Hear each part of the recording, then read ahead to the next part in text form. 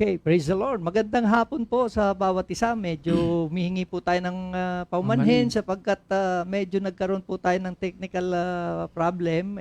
Bigla pong nag-shutdown po yung computer na ginagamit natin.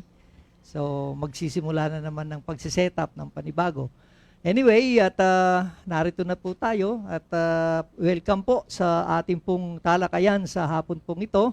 At ipagpapatuloy po natin ang pag-aaral. At sa mga panahong ito, ang atin muna pong pinag-uukulan ng pansin sa ating pag-aaral ay ang tungkol po sa eschatology. Kaya po marahil ay halos makikita nyo po patungkol po sa darating at sa magaganap. No? So, yan po ang ating mga tinatalakay. Kaya po, sunod-sunod po yan. Nararapat lamang po na pag-ukulan natin ng pansin to para hindi po tayo naliligaw at hindi tayo mawala patungkol po sa aral ng pagdating at pagparito ng ating Panginoon at ang kawakasan ng lahat. Kaya po, bago po tayo magpatuloy sa ating pagtatalakayan, ay binabati nga po pala natin na meron pala tayong mga kamanggagawa na mga pastor na nanonood po ng ating talakayan, Pastor. Sila Pastor Alan Peñalba, Pastor Rico, no? Kaya binabati po namin kayo at welcome po mga pastor at pagpatuloy po natin yung pakikipagtalakayan at pagka nawala na po yung pandemya, isang araw ay baka maanyayahan po namin kayo dito at makasama namin sa talakayan. Okay, so bago tayo dumako sa ating paksang tatalakayan ngayon, tayo po sandaling manalangin.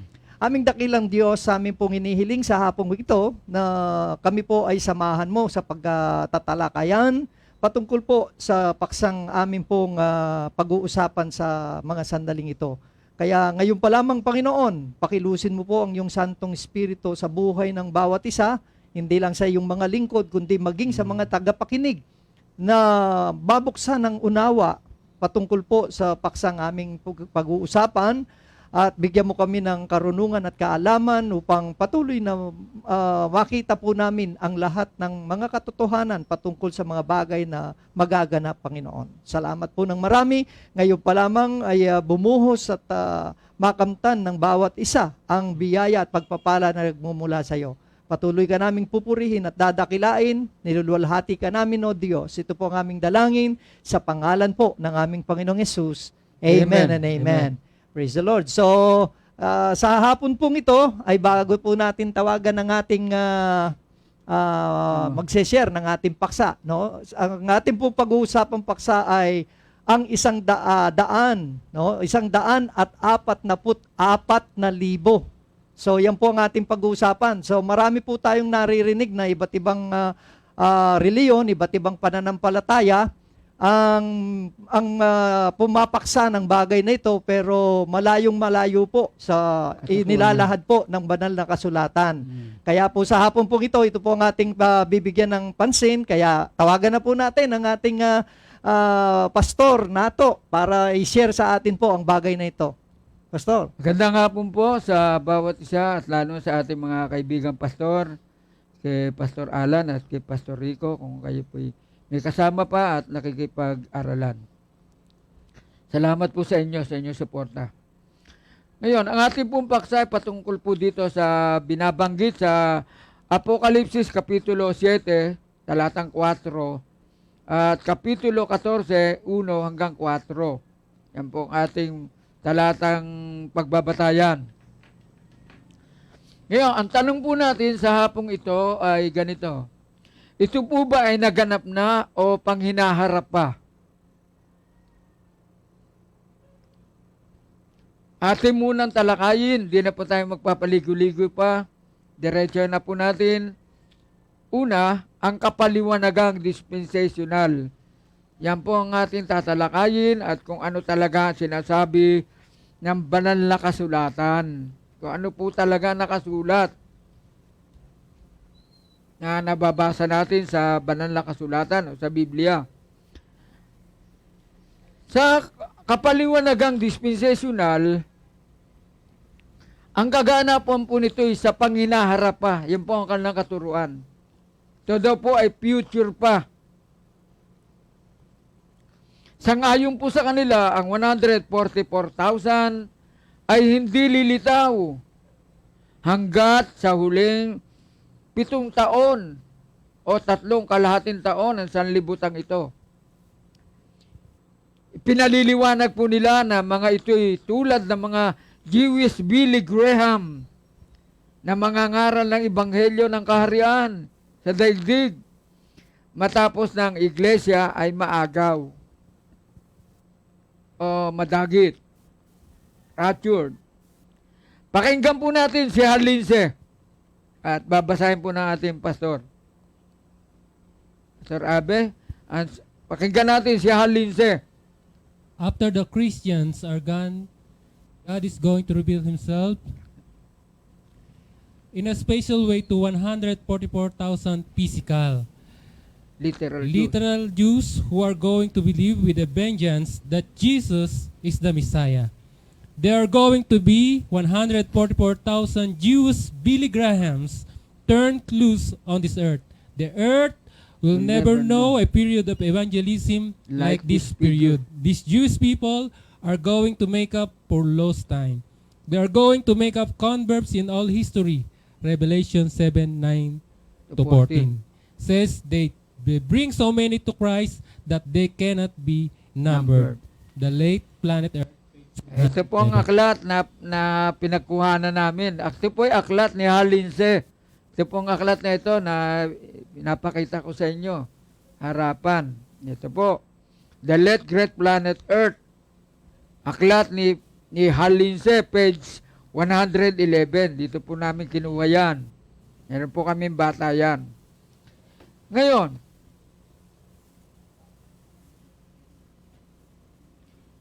ito po sinasabi niya na bago tayo tumuloy doon sa dagdag na paliwanag. Ito po sinasabi niya, ito daw hindi lilitaw. Itong 144,000 na ito, hanggang sa doon po sa huling panahon o 7 taon o kalahating taon o 3.5 years na katapusan ng sanlibutan ito. Ang sinasabi niya po ay sa 7-year Great Tribulation, 7 years. Atin na po natalaka, yan po imposibleng mangyari sapagkat wala pong 7 years tribulation. Dito pa lang po sa sinasabi niyang ito, malayo na po sa katotohanan sinasabi niya, na ito daw ililitaw po, 144,000, sa panahon ng 7 years Great Tribulation. Yan po ang kanyang tinuturo. At ito daw po, 144,000, ito daw po ay magiging tulad ni Billy Graham na mangangaral sa panahon ng Great Tribulation. At itong Great Multitude na binabanggit dito sa 9 hanggang 14, ito daw po ay magiging bunga ng pangangaral ng 144,000 na ito, ng mga Hudyong ito. Wala po kayong mababasa sa talata. Yan sinasabi niya, wala po. Yan po ay katang-isip niya lamang. Yan po ang lagi naming sinasabi sa inyo. Hindi po nakasulat ang kanyang mga sinasabi. Ngayon, sa ating pong pagpapatuloy, bagamat ang aklat ng Apokalipsis ay maraming simbolikong pananalita o figurative, ganun pa man ay may 2 puntos. Meron pong 2 puntos na pagkakakilanlan o identification patungkol sa 144,000 na dapat po nating mapansin. Meron po dito na identification kung sino po ang 144,000 na ito. Una, pakinggan po ninyo. Ang 144,000 ay nagmula po sa bawat angkan ng mga anak ni Israel. Mababasa po natin sa 7:4. Ay, basa po, Pastor.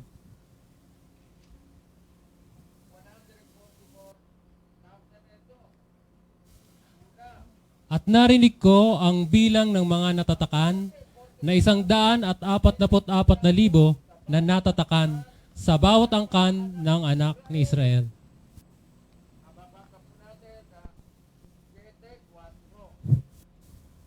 Narinig ko ang bilang ng mga natatakan na 144,000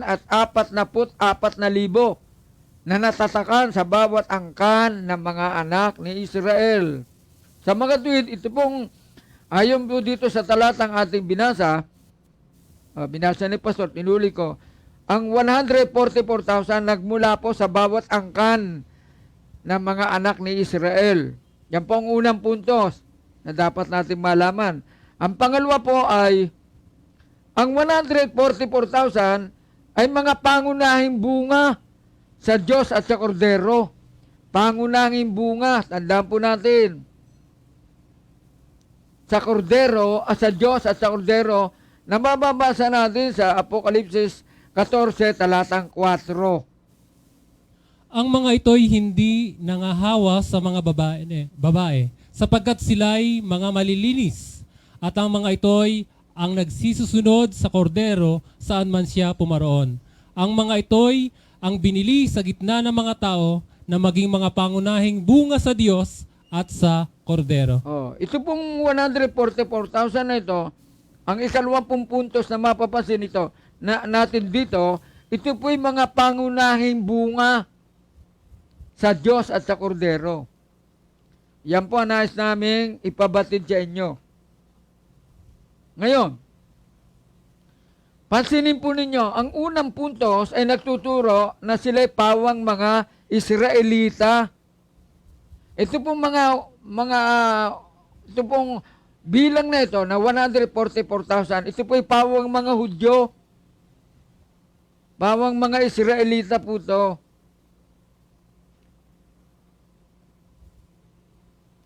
Yun, nais mo namin liwanagin sa inyo na ang katagang Israel kuminsan po ay ginagamit sa bagong tipan na ibinibilang ang lahat ng mananampalataya ni Kristo.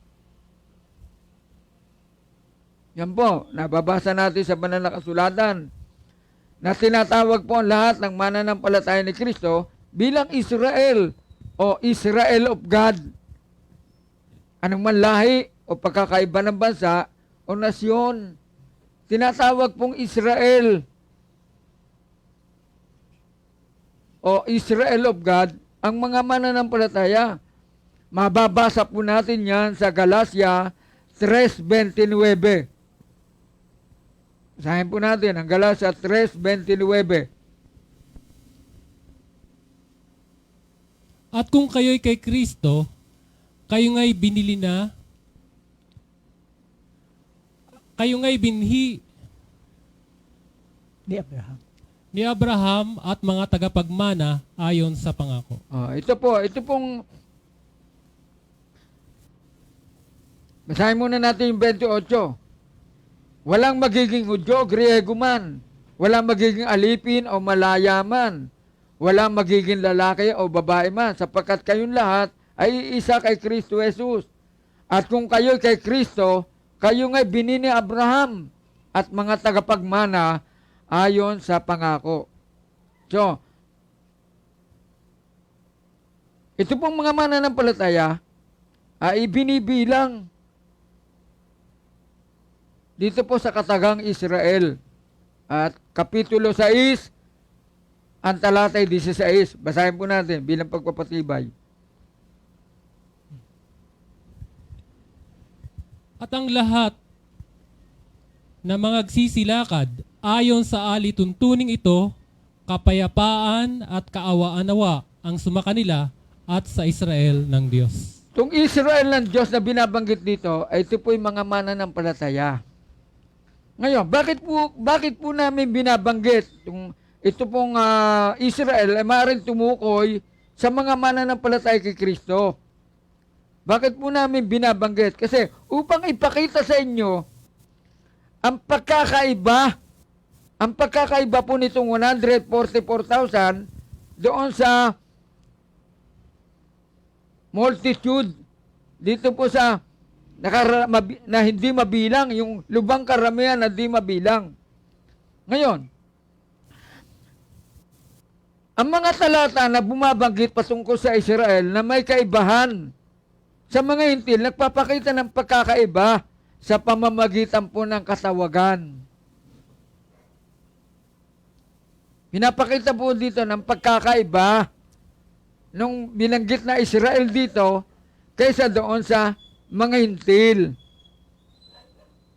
Sa magitan ng katawagan, pinapakita ang pagkakaiba. Halimbawa, Roma 1:16. Basahin po natin.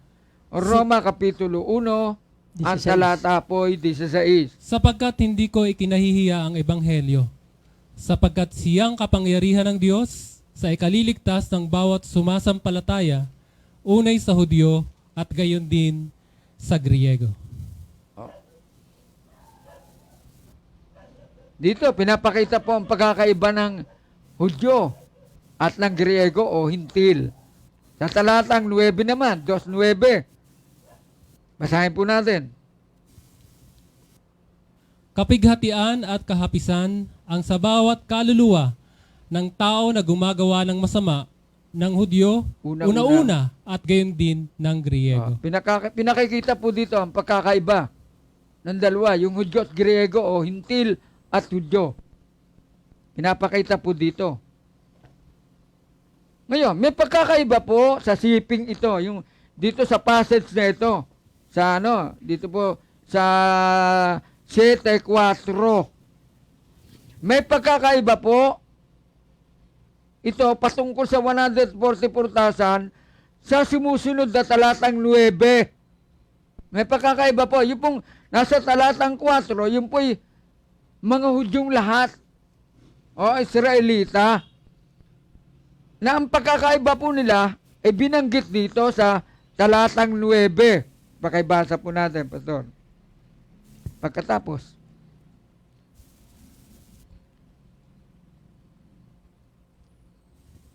Pagkatapos ng mga bagay na ito ay tumingin ako at narito ang isang lubhang karamihan na di mabilang ng sinuman na mula sa ibawat bansa at lahat ng mga angkan at mga bayan at mga wika. dito po sa talatang 9, pinakita po dito ang ang distinction. Pinakita po dito ang pagkakaiba ng 144,000 na binanggit doon sa talatang 4. Tinukoy po dito ni San Juan na ito po'y mula po sa Israel. Yan po ang sinabi dito sa talatang 4. Narinig ko ang bilang ng mga natatakan na 144,000 na natatakan sa bawat angkan ng mga anak ni Israel. Ito po ay literal na Israel. Literal po ito ng mga Hudyo. Bakit po literal? Sapagkat dito nga po sa talatang 9, ipinakita po ang pagkakabukod dito ng mga hintil na mababasa natin sa talatang 9. Muli ko pong babasahin. Pagkatapos ng bagay na ito, tumingin ako at narito ang isang lubhang karamihan na di mabilang ng sinuman na mula sa bawat bansa at lahat ng mga angkan at mga bayan at mga wika na nakatayo sa harapan ng luklukan at sa harapan ng kordero na nangadaramtan ng mapuputing damit at may mga palma sa kanilang mga kamay. Ito pong mga binabanggit dito po sa talatang 9, hindi po to mula sa Israel. Hindi po to mga Hudyo, kundi ito po ay mga hintil. Mga hintil po to, hindi po to mga Hudyo. Magkaiba po ang tinatalakay dito. Ang salitang hintil po at bansa sa ating ikauunawa ay isinalin mula sa magkatulad na salita sa Griego na ethnos. Sa Strong Concordance, mababasa po natin. Tingnan po natin ang ating concordance. Diyan sa ating cellphone, kung meron kayong concordance dyan, tingnan nyo na binabanggit ng mga taong ito po sa talatang 9 ay mga hintil mula sa bawat bansa, wika, angkan. Binanggit po dito. Mula sa bawat bansa, lahat ng mga angkan, mga bayan at mga wika na nakatayo sa harapan ng luklukan at sa harapan ng kordero na daramtan ng mapuputing damit at may mga palma sa kanilang mga kamay. Ito po ay mga hintil. Ang Griego pong ginamit dito sa original ay ethnos. Yan po ang nais namin maipaliwanag at maipakita sa inyo. Ulitin po namin, ang 144,000 po ay literal na mga Hudyo. Samantalang itong lubang karamihan na di mabilang, hindi po ito mabilang. Ito po ay mga hintil. Yan po ang pagkakaiba ng dalawang yan. Ngayon, sa Matandang Tipan, ang katawagang pangunahing bunga o first fruit sa Ingles ay tinatawag ng mga itinilagang unang bunga ng lupa na iniharap sa Panginoon. Yan po ang ibig sabihin ng pangunahing bunga o first fruit. Nababasa po natin, unahin po na natin to bago po natin basahin kung sino po itong 144,000 na ito. Kung ito po ba ay sa darating pampanahon. Atin munang basahin. Ang katagang pangunahing bunga ay tinatawag na mga itinilagang unang bunga ng lupa na iniharap sa Panginoon. Mababasa po natin sa Exodo 23 talatang 19. Ang mga pinakauna ng mga unang bunga ng iyong lupa ay iyong ipapasok sa bahay ng Panginoon mong Diyos. Huwag mong lulutuin ang batang kambing sa gatas ng kaniyang ina. 23:19. Pakibasa niyo ulit, Pastor. 23:19 ng Exodo. Ang mga pinakauna ng mga unang bunga Ayun. ng iyong lupa ay papasok sa bahay ng Panginoon mong Diyos. Huwag mong lulutuin ang batang kambing sa gatas ng kaniyang ina. Binanggit po dito yung pangunahing bunga. Sa talatang ito ng 23:19. Ang mga pinakauna ng mga unang bunga ng iyong lupa ay yung ipapasok sa bahay ng Panginoon mong Diyos. Ibig sabihin, sa talaga yung unang bunga, ihaharap po ito sa Panginoon. Binabanggit po dito kung ano po itong unang bunga na ito. Pinakauna, yung unang bunga ng lupa.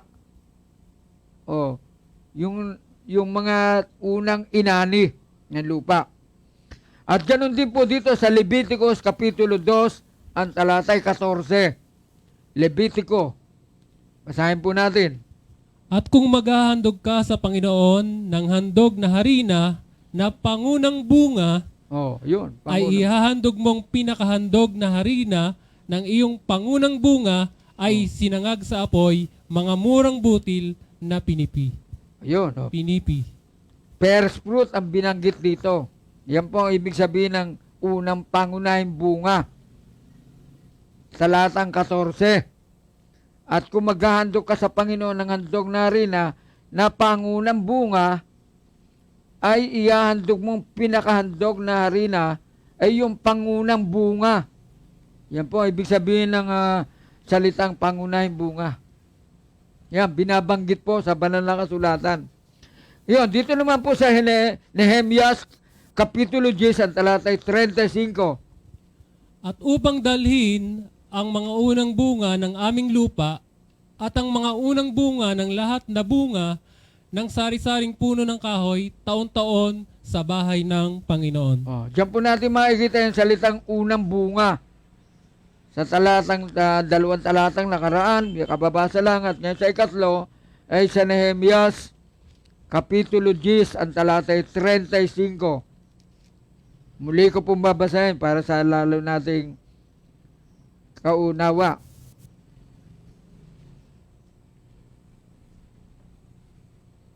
Talatang 35.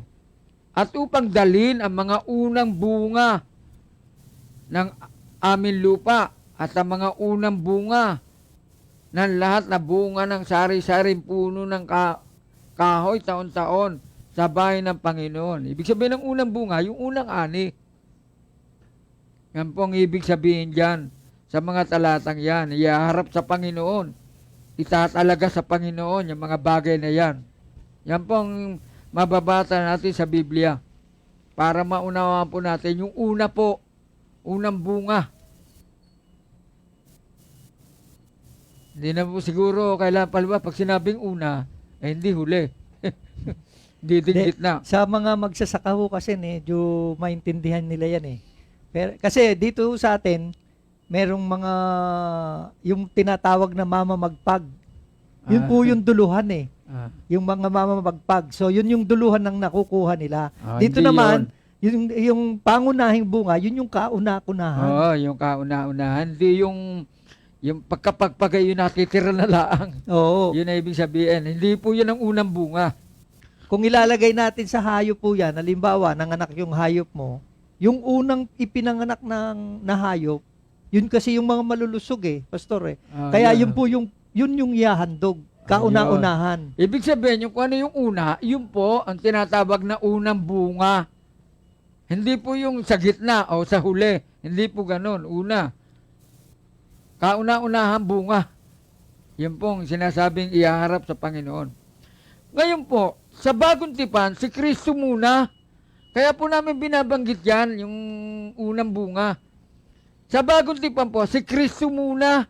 O, ibig sabihin, si Kristo ang una sa pamamagitan ng pagkabuhay na magmuli sa mga patay. Mababasa po natin sa Aklat ng Mga Gawa. Mamaya-maya maunawaan nyo kung bakit namin binabasa to. Mga talatang ito tungkol po sa unang bunga. Pang-unang bunga. Ngayon, si Kristo po muna. Ang sabi ng banal na kasulatan, ang una sa pamamagitan ng pagkabuhay na magmuli sa mga patay. Mababasa po natin sa Aklat ng Mga Gawa, Kapitulo 26, ang talatay 23. Pakibasa nyo nga, Pastor. Kung paano na ang Kristo ay kailangang maghirap at kung paano na siya muna sa pamamagitan ng pagkabuhay na mag-uli ng mga patay ay magtatanyag ng ilaw sa bayan at gayon din sa mga hentil. Napansin niyo po ang salitang muna. Ay, ibig sabihin, walang mauuna. Si Kristo muna. Oo. Ibig sabihin, si Kristo ang una. Yun po ang ibig sabihin nito. Siya muna sa pamamagitan ng pagkabuhay na magmuli sa mga patay.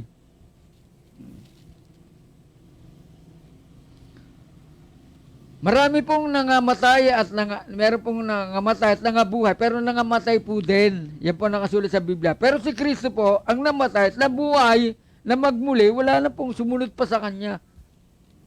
Na namatay at nabuhay na magmuli, wala po. Kaya po si Kristo po ang pangunahing bunga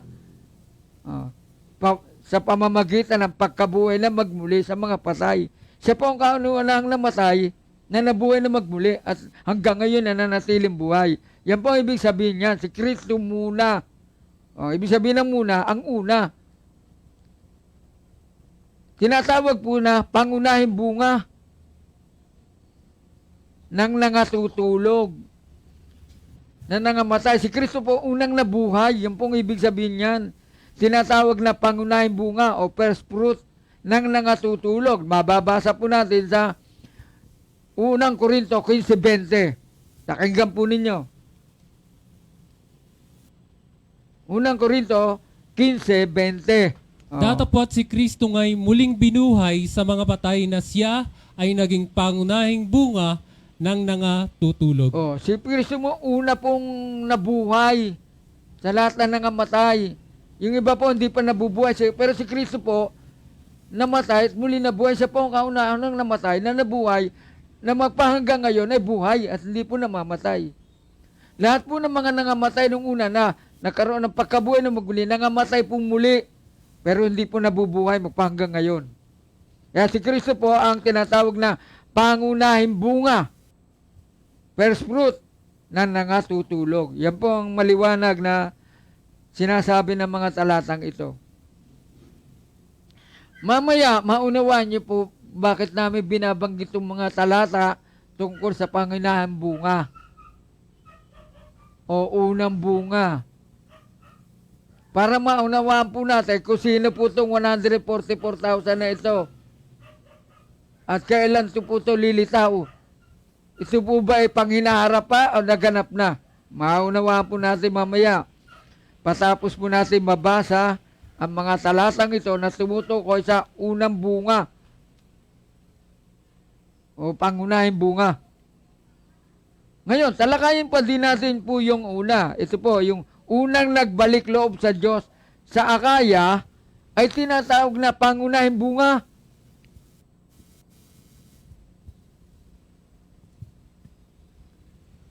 O first fruit ng Akaya. Unang nagbalik loob. Mababasa natin sa unang Korinto 16, ang talata ay 15. Ipinamamanhi ko nga sa inyo, mga kapatid, nalalaman ninyo na ang sangbahayan ni Estepanas ay siyang pangunahing bunga ng Akaya at nangagsitalaga sa paglilingkod sa mga banal. Oh, ang sambayan ni Estepanas ay siyang pangunahing bunga. First convert po to. Sila po ang una. Nagbalik loob. Sila po ang pangunahing bunga ng Akaya. Ito po sina Estepanas. Yan po ang binabanggit dito. Sa Akaya, sila po ang una. Unang nagbalik loob. Unawain po ninyo. Para wag po kayong maguluhan. Kaya namin binabasa to upang mamaya pagbalik natin do sa 144,000, malaman natin kung sino po itong mga ito. Kung kailan ho ba pag-iiral nito. Yan po ang nais naming ipaliwanag sa inyo sa hapong ito. Ngayon, kapit na po natin ang ating mga pinag-aralan, mga binasang talata. Ganon din po dito sa 100, sa Apokalipsis 14, talatang 4. Dito natin mababasa po ito. Hindi po doon sa 7:4, hindi po. Dito po sa Apokalipsis Kapitulo 14, ang talata ay 4. Ano po ang mababasa natin dito? Ang mga ito'y ang hindi nangahawa sa mga babae, sapagkat sila'y mga malilinis, at ang mga ito'y ang nagsisisunod sa kordero saan man siya pumaroon.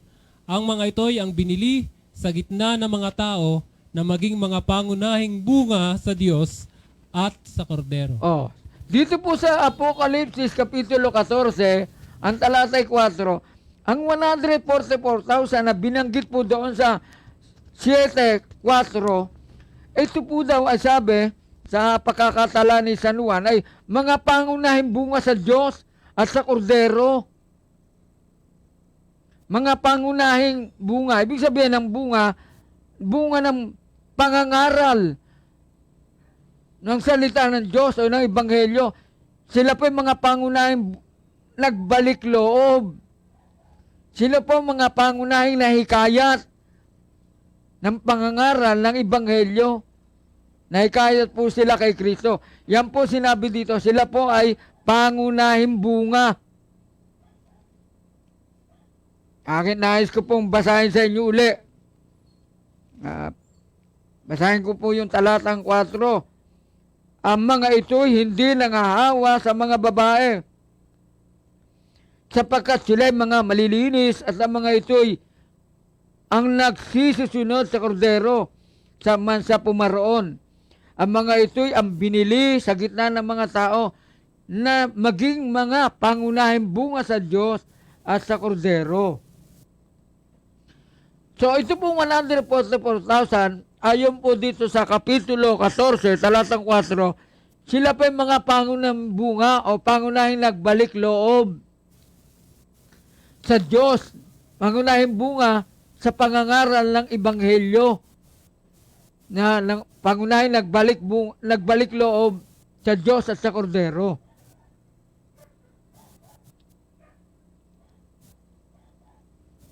Ngayon, magbigay tayo ng katanungan. Sino pa ang mga unang nagbalik loob sa Diyos? Sino po ang first converts? Maliwanag po ang ating kasagutan. Walang pag-alinlangan ang Ebanghelyo ay unang ipinangaral sa mga Hudyo o sa Israel noong pang-unang siglo. Sa liwanag ng talatang ating binasa, ang pangangaral po ng Ebanghelyo ay nauna muna sa mga Hudyo noong pang-unang siglo. Kaya po sinabing sila ay pangunahing bunga.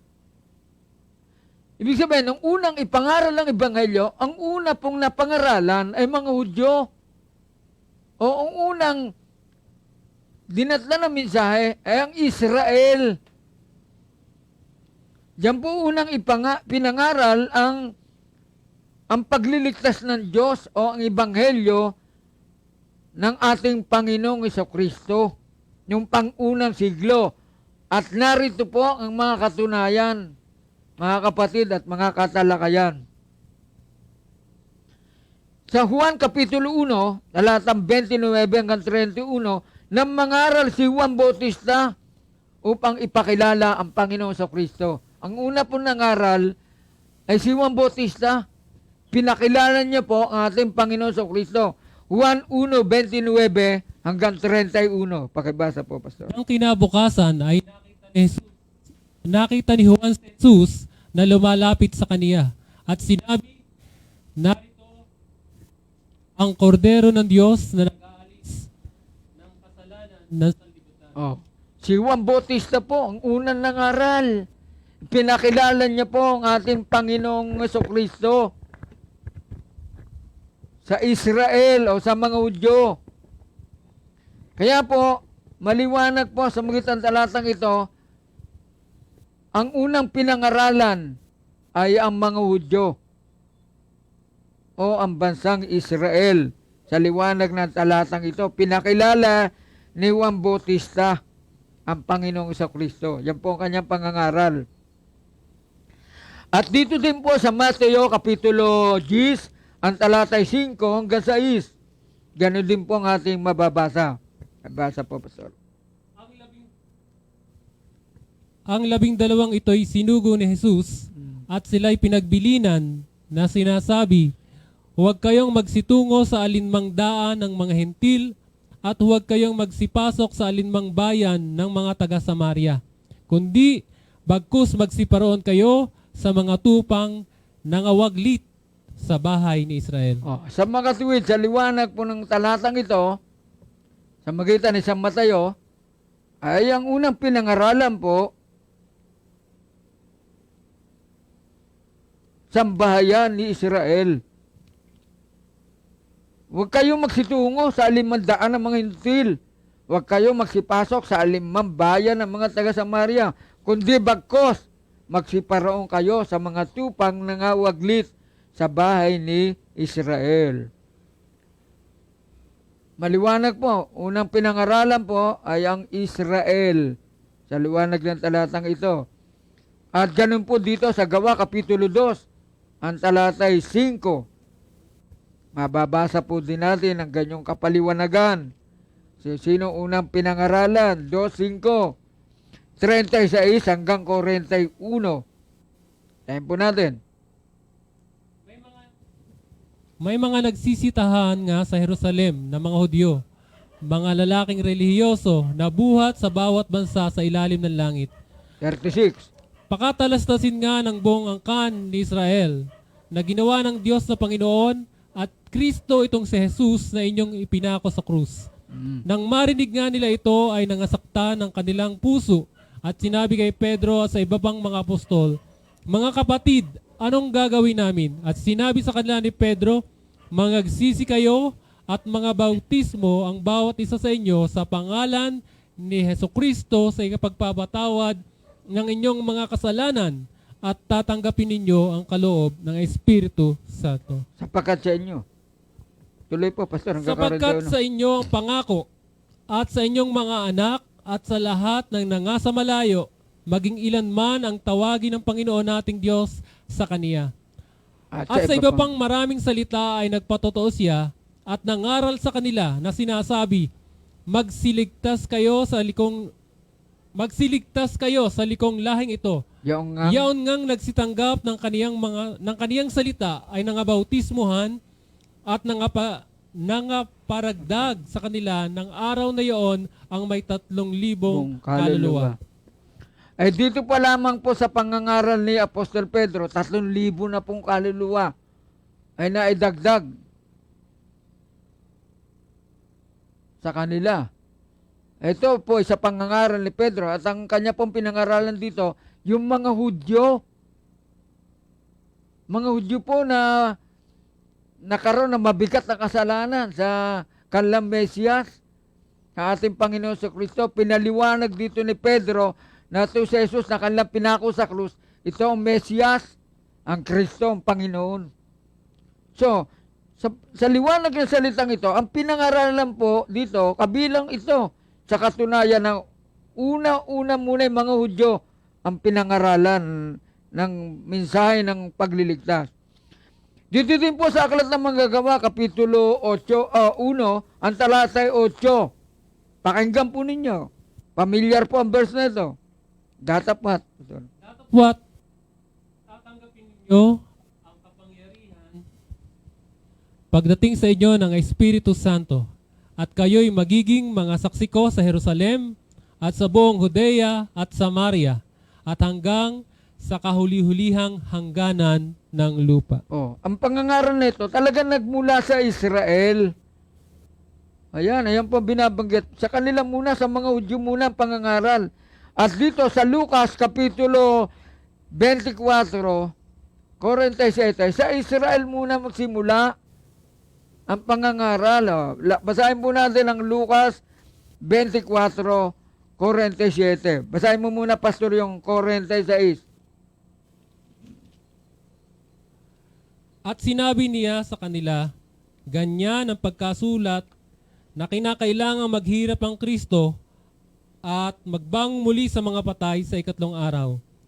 At ipangaral sa kaniyang pangalan ang pagsisisi at pagpapatawad ng mga kasalanan sa lahat ng mga bansa magduhat sa Jerusalem. Dito pinapakita po ng pangangaral mula po sa Jerusalem. Ang mga Hudyo muna ang pangangaral. Pero ano pa pangaral nila? Ito, hindi na unawaan ng iba. Napakalaga po yung 46. Habi dito, at sinabi niya sa kanila, ganyan ang pagkasulat, kinakailangan maghirap ang Kristo, magbangon muli sa mga patay sa 3 araw. Ang ipapangaral po, Ebanghelyo. Ebanghelyo po ito. Kailangan muna si Kristo maghirap. Sabi dito, at magbangon muli sa mga patay sa 3 araw. Ito po ang Ebanghelyo eh. Ito po ang ginawang pagliligtas ng Panginoon sa Kristo. Ito po ang ipapangaral mula sa Jerusalem. So magmula po sa Jerusalem sa mga Hudyo, pangangaral ng Ebanghelyo. Ano po naman ipapangaral? Kundi muna ang Kristo maghihirap. Ayan po ang sinasabi dyan. Kaya ang tamang pangangaral po ay ang Ebanghelyo. At yan ay pinangaral unang-una sa mga Hudyo sa Jerusalem. Yan po maliwanag na itinuturo po dyan. At dito sa Roma, Kapitulo 1, ang talatay 16, makikita natin kung sinong una. Napakaliwanag po dito kung sinong unang pinangaralan. Basahin natin, Pastor. Sapagkat hindi ko ikinahiya ang Ebanghelyo, sapagkat siyang kapangyarihan ng Diyos sa ikaliligtas ng bawat sumasampalataya, unay sa Hudyo at gayon din sa Griego. Napansin niyo po ba? Unay sa mga Hudyo. Ipo sinabi dito. Unay sa Hudyo at gayon din sa Griego. Una muna sa Israel, mga Hudyo muna. Ang unang pinangaralan ng Ebanghelyo. Yan po napakaliwanag.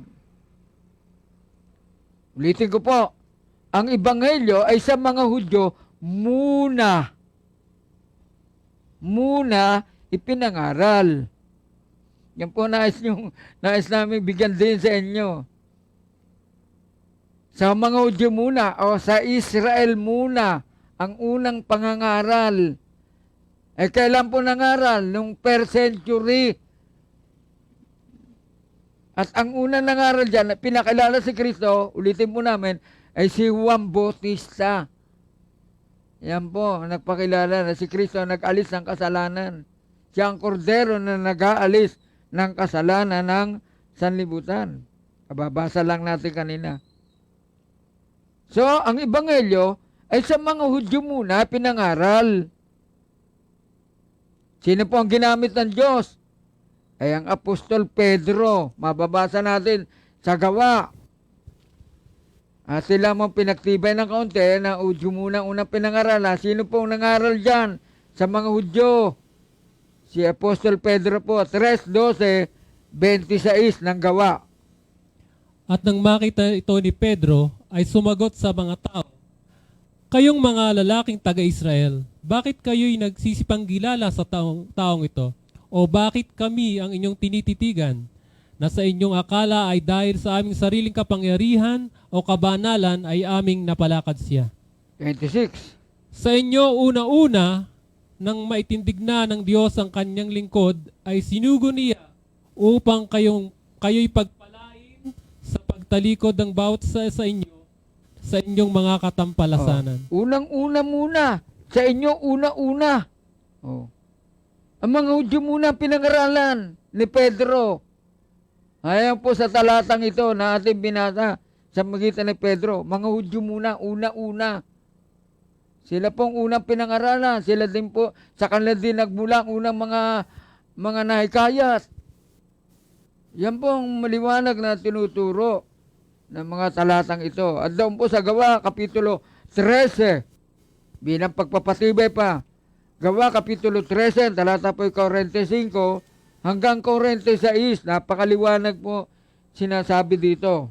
Datapwat nang makita ng mga Hudyo, ang mga karamihan ay nangapuno ng kapanaghilian at tinutulan ang mga bagay na sinilita ni Pablo at nagsipamusong. At nagsipagsalita ng buong katapangan si Pablo at si Bernabe at nagsipagsabi, "Kinakailangang salitain muna ang salita ng Diyos sa inyo. Yamang inyong itinatakwil at hinahatulan ninyong hindi kayo karapat-dapat sa walang hanggang buhay. Narito kami ay pasasa mga hentil." Nagsipalitan ng buong katapangan si Pablo at si Bernabe. Nagsipagsabi, kinakailangan salitain muna. Yan po ang maliwanag yung sinasabi dito. Salitain muna ang salita ng Diyos sa inyo. Kanino? Sa mga Hudyo.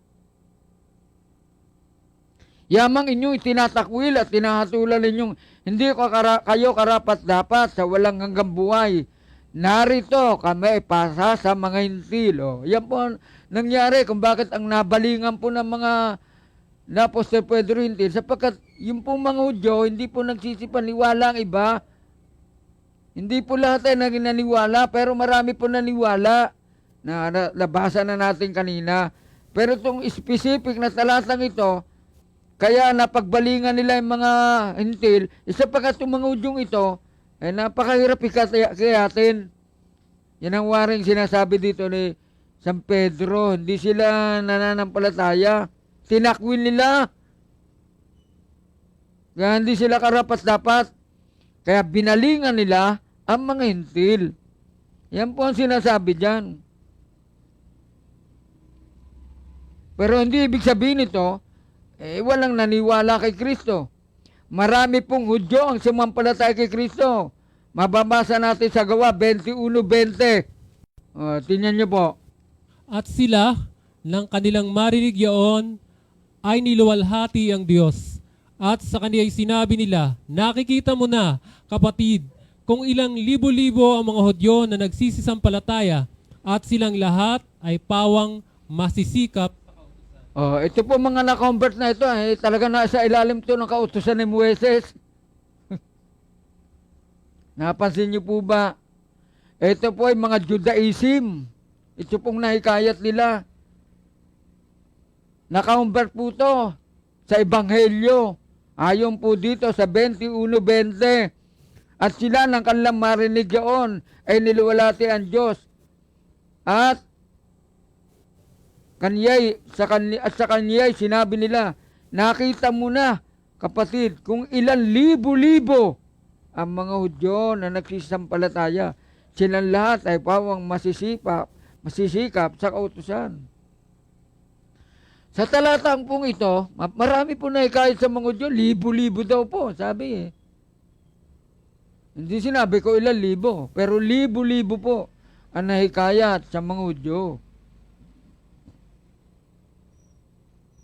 Mari sabihin nyo, Pastor, wala akong sinasabi dyan, 144,000 yan. Ano, Pastor? Sasagutin natin mamaya.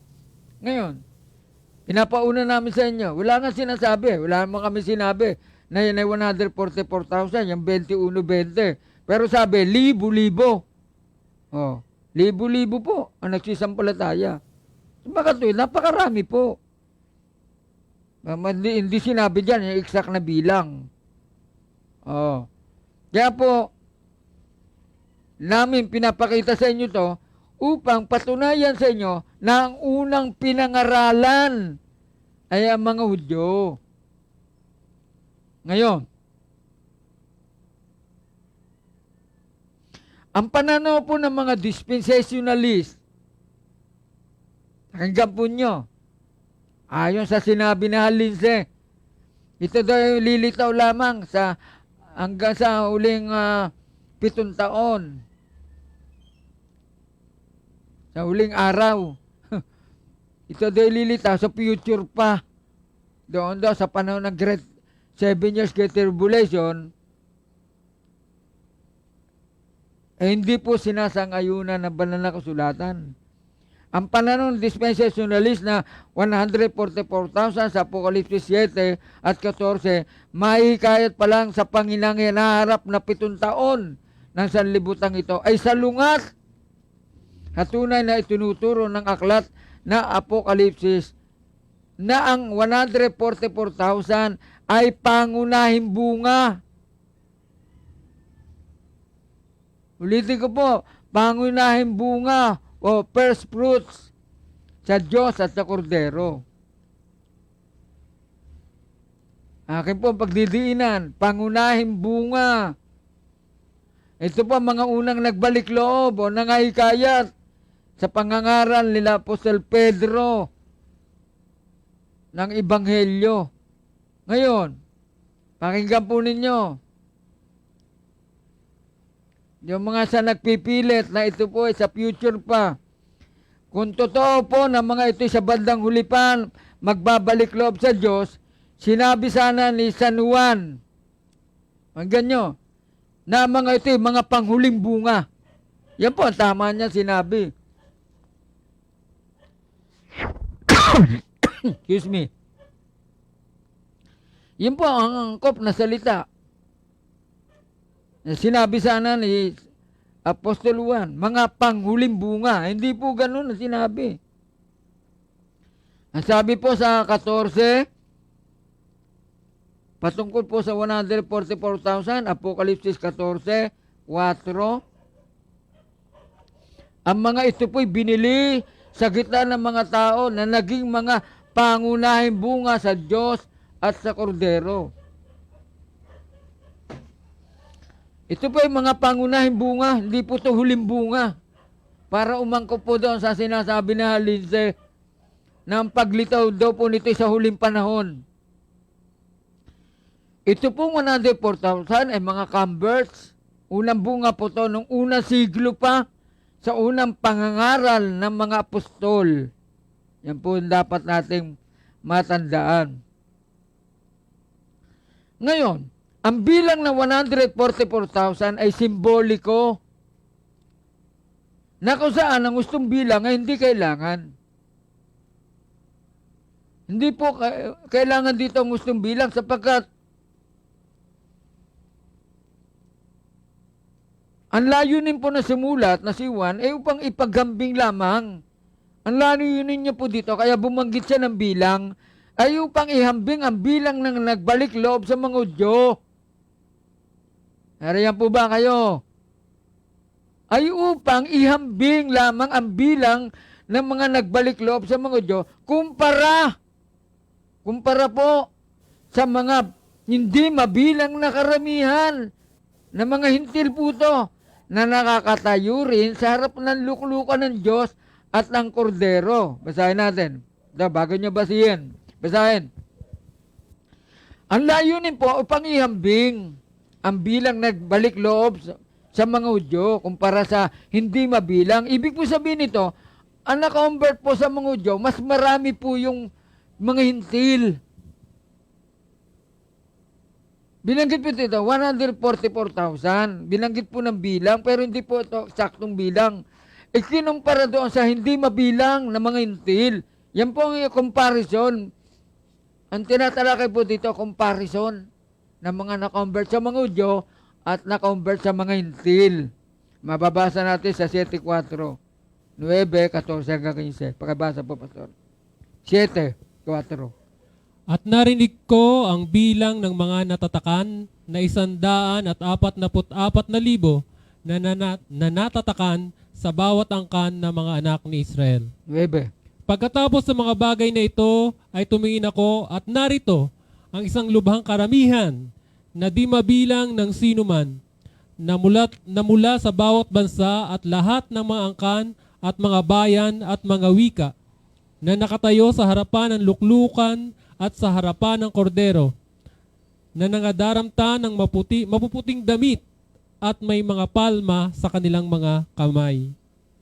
At sinabi ko sa kanya, Panginoon ko, ikaw ang nakakaalam. At sinabi niya sa akin, ang mga ito'y ang nanggaling sa malaking kapighatian at nangaghugas ng kanilang mga damit at pinaputi sa dugo ng Kordero.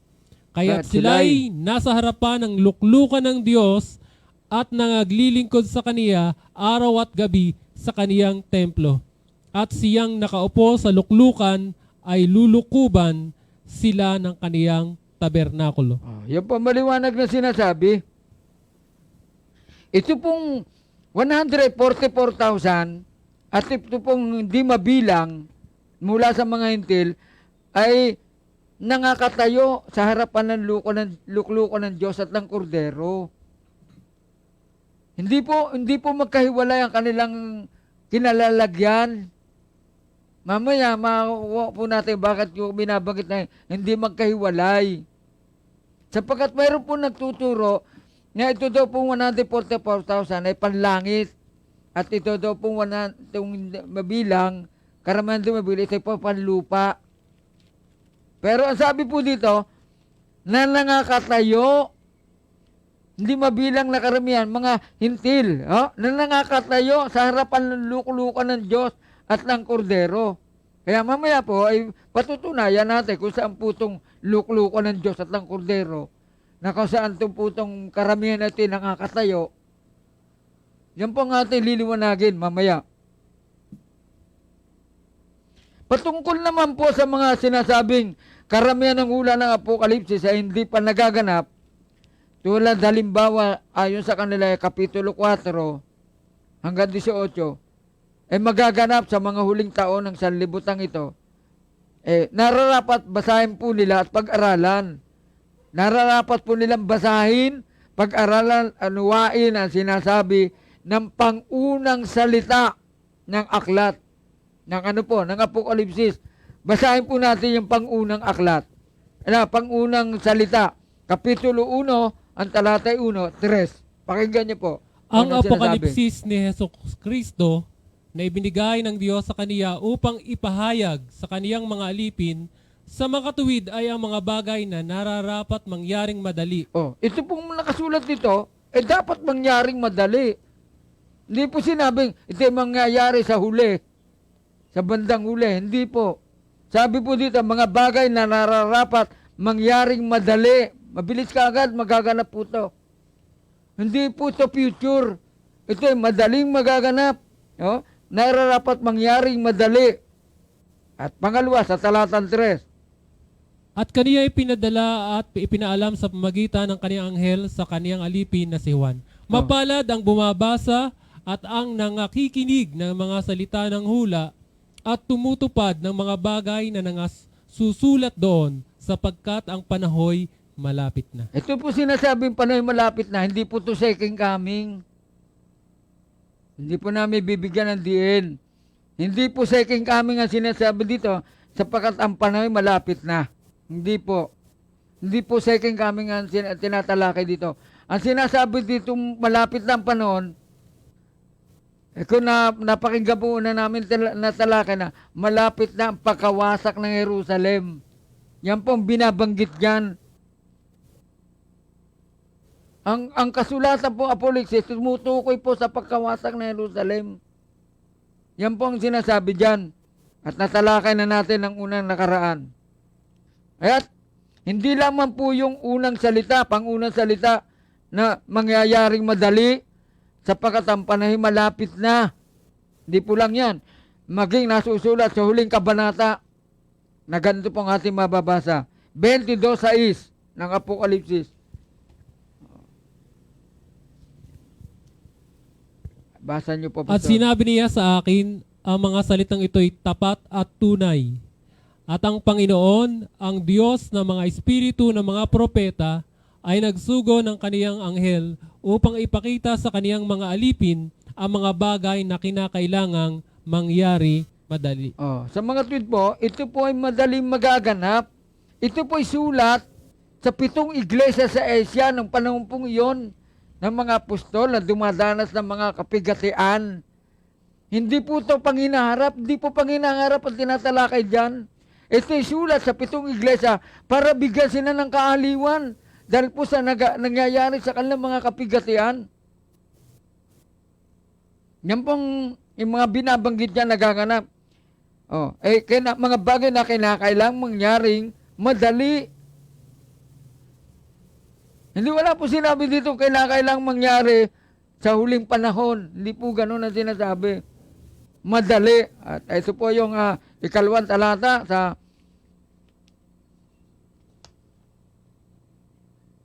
ano ba ang pangalawa natin talata, Pastor? Ayun, sa ano? Ayun. Pastor, pagbasa nyo. At nakita kong bukas ang langit, at narito ang isang kabayong maputi, at iyong nakasakay dito ay tinatawag na tapat at totoo. At sa katuwiran siya humahatol at nakikipagbaka. At ang mga mata ay ningas ng apoy, at sa kaniyang ulo ay maraming diadema, at siya ay may isang pangalang nakasulat na sino man ay di nakakaalam, kundi siya rin. At siya ay nararamta ng damit na winisika ng dugo, at ang kaniyang pangalan ay tinatawag na ang Berbo ng Diyos. At ang mga hukbong nasa langit ay sumusunod sa kaniya na mga nakasakay sa mga kabayang puti at nangararamtam ng mahalagang linong maputi at dalisay. At sa kaniyang bibig ay lumalabas ang isang tabak na matalas upang sa pamamagitan nito'y sugatan niya ang mga bansa at kaniyang paghaharian ng tungkod na bakal at niyuyurakan niya ang pisaan ng ubas ng kabangisan ng kagalitan ng Diyos na makapangyarihan sa lahat. At siya ay mayroong isang pangalang nakasulat sa kaniyang damit at sa kaniyang hita, Hari ng mga hari at Panginoon ng mga Panginoon. At nakita kong nakatayo ang isang anghel sa araw na siya'y sumisigaw ng malakas na tinig na nagsasabi sa lahat ng mga ibong lumilipad sa gitna ng himpapawid, Hali kayo at magkatipon sa dakilang hapunan ng Diyos, upang kayo makakain ng laman ng mga hari at ng mga laman ng mga pangulong kapitan at ng laman ng mga taong makapangyarihan at ng laman ng mga kabayo at ng mga nakasakay dito at ng laman ng lahat ng mga taong laya at mga alipin man at maliliit at malalaki. At nakita ko ang hayop at ang mga hari sa lupa at ang kanilang mga hukbo na nagkakatipon upang makipagbaka laban doon sa nakasakay sa kabayo at laban sa kaniyang hukbo. At sinong gaman? Sa inyo, 20. Wag na. Hanggang 19 lang nakalagay. Ngayon po, dito po sa aklat ng Apokalipsis, ang tiyak na hindi po nagaganap ay muling pagparito ng ating Panginoon sa Kristo. Yan po hindi pa nagaganap na nabasa po natin dito sa Kapitulo 19. Dito po inilalarawan, hindi po ito literal. Hindi po literal. Kasi po ang Book of Revelation po ay sinulat ng symbolical at saka figurative. Hindi po ito literal. Pero ito po ang ikalawang pagparito ng Panginoong Jesucristo. Na kung saan natalakay natin doon sa ang paksang, ang digmaang Armageddon. Kung gusto niyo pong maunawaan kung ano po ang magaganap, hindi po ito literal. Panuudin niyo po yung talakayan namin. Talakayan na naganap na ang digmaang Armageddon. Madidinig niyo po ang aming kapaliwanagan patungkol dito sa binabanggit dito. Ito pong kapitulo 16 na tumatalakay sa Armageddon, itong kapitulo 19 at kapitulo 20, iisa po digma ang binabanggit dito. At inilalarawan lang dito. Hindi po ito literal. Inilalarawan dito yung mga pagkain ng laman ng kabayo. Ito po hindi literal. Yan po ang namin sabi sa inyo. Ito po hindi pa nagaganap. Ito po ang mga hindi pa nagaganap. Ang muling pagparito ng Panginoon Jesucristo at ang paghukom. Ang paghukom. Hindi pa po nagaganap. Ang paghukom po, magaganap po sa second coming. Hindi po pagkaraan ng 1,000 taon sapagkat yung hindi po pagkaraan ng 1,000 taon sapagkat yung pong kapitulo 20, inuulit po namin, kailangan idagdag. Hindi po yung chronological sa chapter 19. Hindi po susunod na event. Ngayon, dito po sa kapitulo 20, talatang 11 hanggang 15, dito na po ang paghukom. Binanggit po dito yung paghukom po. Ito po ay magaganap sa second coming. Basahin natin ang talatang 11 hanggang 15, Pastor. At nakita ko ang isang malaking luklukang maputi at nakaluklok doon na sa kaniyang harapan ang lupa at ang langit ay tumakas at walang nasumpungang kalalagyan nila. At nakita ko mga patay, malalaki at maliliit na nangakatayo sa harapan ng luklukan. At nangabuksan ang mga aklat at nabuksan ang ibang aklat na siyang aklat ng buhay. At ang mga patay ay hinatulan ayon sa mga bagay na nasusulat sa mga aklat na ayon sa kanilang mga gawa. At ibinigay ng dagat ang mga patay na nasa kaniya. At ibinigay ng kamatayan at ng Hades ang mga patay na nasa kanila. At sila ay hinatulan bawat tao ayon sa kani-kaniyang mga gawa. At ang kamatayan at ang Hades ay binulid sa dagat-dagatang apoy. Ito ang ikalawang kamatayan. Sa makatuwid ay ang dagat-dagatang apoy. At kung ang sino man ay hindi nasumpungang nakasulat sa aklat ng buhay, ay ibinulid sa dagat-dagatang apoy. Para sa kaliliwanag niyo po, yung talatang 20 po ay hindi sumusunod sa chapter 19. Natalakay na po natin yan, hindi po chronological. Yung pong kapitulo 20, mula sa 1 hanggang 3 at 4, yan po ay nung unang siglo naganap. Kaya yan pong 20, mula sa pasimula ng pagparito ng Panginoon hanggang sa second coming na po. Yung pong tinatalakay dyan, yung unang pagparito ng Panginoon na tinutukoy na mga huling araw, ang culmination po niya sa last day, yan nga po ang paghukom. Sa second coming po yan magaganap. Yang binabanggit dyan na 11 to 15, yan po ang judgment sa second coming. Yung po chapter 20, hindi po second coming yon. Yung po simula 1 hanggang 3. Pag nyo pong muling panuurin yung unang talakayan, makikita nyo po na ang chapter 20 hindi po chronological sa 19. Yan po, nais namin para wag po kayong malito. Ito pong chapter 20, verses 11 to 15, ito po tinatawag na general resurrection. Iisa po lang mga resurrection. Huwag niyo po pagkamali yung kapitulo 24 hanggang sa 6, unang pagkabuhay na magmuli, yun po yung sa rapture. Hindi po, wala pong ganon. Ang pagkabuhay pag muli ay isang araw lamang. Yan ay magaganap sa huling araw at yung huling araw yan ay sa second coming. Kaya ito pong 20 hanggang 15, yung unang pagparito ng Panginoon hanggang sa second coming. Ito po binabanggit na paghukom, hindi pa po ito nagaganap. Hindi pa din nagaganap yung ikalawang pagparito. Sana po, hindi po kayo nalito, naunawaan niyo po sapagkat akin pong ibinalik muli ang ilang puntos doon sa upang huwag po kayong malito. Ngayon, ito pong 144,000 sa liwanag na atin na talakay, hindi po to sa huling panahon magaganap. Na katulad na sinasabi ni Hal Lindsey sa kanyang aklat na The Late Great Planet Earth. Tsaka pangalawa, kung kayo po ay natuto na sa ating ginawang talakaya, wala pong 7 taong kapigatian na kung saan itong 1,144,000 ito magsisilita. Bakit? Wala pong 7 taong kapigatian. Wala po. Kaya yun po imbento lamang ni Hal Lindsey at pinaniwalaan ng sangkakristyanuhan na hindi nila sineleksik na mabuti ang tinuturo ng banal na kasulatan. Yan po lamang namin nais ibahagi sa inyo. Wala na po makakapangaral pa after the second coming.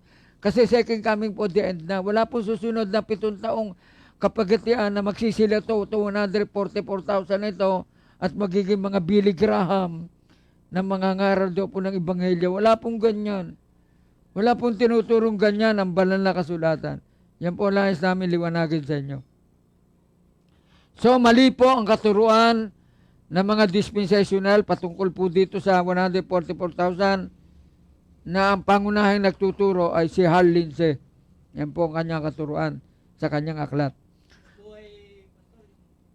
Kung pangangaral po kasi ay yun yung sinasabi po ng ng Mateo 24 talatang 14. Yan po yung magaganap dun eh. Nung panahon na bago po sa akin ang Jerusalem, ipinangaral na sa mga Hudyo. Yan po ito eh. Kaya sabi sa talatang 14, at ipangangaral ang ebanghelyong ito ng kaharian sa buong sanlibutan sa pagpapatotoo sa lahat ng mga bansa. At kung magkagayo darating ang wakas. Ano pong wakas ang sinasabi? Ano pong wakas ang sinasabi dito? Hindi po yung wakas ng mundo, kundi wakas ng Jerusalem. Mga nakikipag-aralan na hindi pa po nakukuha. Yung pong binanggit ni Pastor June na isa po yung tinalakay namin doon sa mga alauna po. Doon sa pastor na yung understanding Matthew 24. Pinaliwanag po namin doon na yung Matthew 24:14, isa po sa mga tanda bago mawasak ang templo. Yung pong end na ginagamit doon, pagkatapos daw may pangaral ng Ebanghelyo ng Kaharian, darating ang wakas, yung po yung wakas ng Jerusalem. Hindi po yung wakas ng sanlibutan ito. Kaya maraming mga Kristiyano po ngayon sabi, mag-double time tayo. May pangaral natin ang Ebanghelyo. Yung pong binabanggit sa Matthew 24:14, sa ikaliliwanag niyo po kayong nakikinig sa talakay ito, yan po yung matagal ng fulfilled. Ang Greek word na ginamit po dyan ay telos. Ang Greek word na ginamit telos, yung end po yun, end of Jerusalem. Samantalang po yung binabanggit ni Mateo sa tala ni Matthew na tinanong kailan ang pagparitumot katapusan ng sanlibutan, ang ginamit po yung Tileia, the end of the world po. Yung pong Matthew 24, end of Jerusalem. Bago daw po mag-end of Jerusalem, ipapangarang ebanghelyo ng kaharian. Hindi po yun ipapangaral sa future.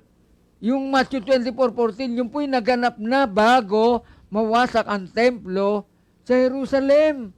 Bago mawasak ang Jerusalem at ang templo. Yan po lamang ang nais namin dinawanagin sa inyo upang huwag po kayong malito. Ang layunin po ng pag-aaral na ito, hindi para malito, kundi upang paunawa sa inyo. Yung sinasabi dito na ipapangaral ang Ebanghelyo ng 144,000 na ito na Jewish Billy Graham ay hindi po kailanman mangyayari. Sapagkat wala pong 7 years Great Tribulation at yung po Matthew 24 ay yung po'y fulfilled na. Hindi po maaaring mangyari po yun. Ginugulo lamang ni Hal Lindsey ang utak ng mga Kristiyano. Yan po ang nais naming liwanagin sa inyo. Ngayon, dumako na po tayo sa kapaliwanagan ng mga saksi ni Jehovah. Ariyan po ba kayo? Ito po ang ikalawa. Ang kapaliwanagan ng mga saksi ni Jehovah. Ito po. Ang pupunta daw po sa langit ay limitado sa 144,000 lamang. Let God be true. Page 130. Yan po ay Apocalypse 14, 1 hanggang 5. Pakibasa ulit, Pastor. Hanggang 5. At tumingin ako at narito ang kordero ay nakatayo sa bundok ng Siyon. Oh. At ang kasama niya 144,000 may pangalan niya. Yan po ang binanggit ko sa 7. Oh, At pangalan ng kaniyang ama na nasusulat sa kani-kaniyang noo.